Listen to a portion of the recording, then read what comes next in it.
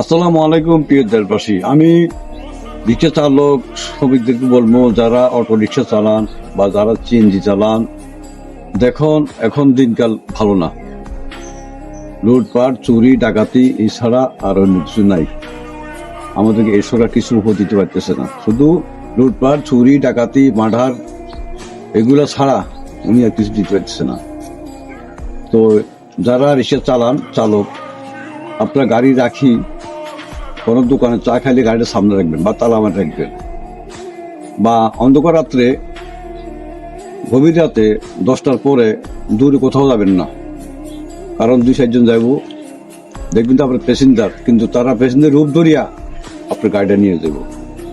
বা CNG driver ভাইদেরকেও আমি বলছি, অনুরোধ করি, আপনারা দীর্ঘ রাত্রে গাড়ি চালাবেন না। আর চালালে তো সাবধানতা বজায় রাখবেন। দেখুন এখন যোগ ভালো না, নিজে দেখেন, তো আপনার গাড়িটা হয়তো হারে ফেলতে পারেন। তো বিষয়টা মনে রাখবেন। তো নিজের নিরাপত্তা রাখি, নিজের নিরাপত্তা, গাড়ির নিরাপত্তা রাখি। গাড়ি চালকদেরকে বলছি সাবধানতা থাকবেন। সাবধানতা কোনো মাইন নাই।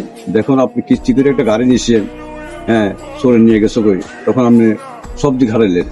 তো যাক, ভিডিওটা যদি ভালো লাগে সবার কাছে, ভিডিওটা লাইক শেয়ার করে দিবেন। ধন্যবাদ। আসসালামু আলাইকুম।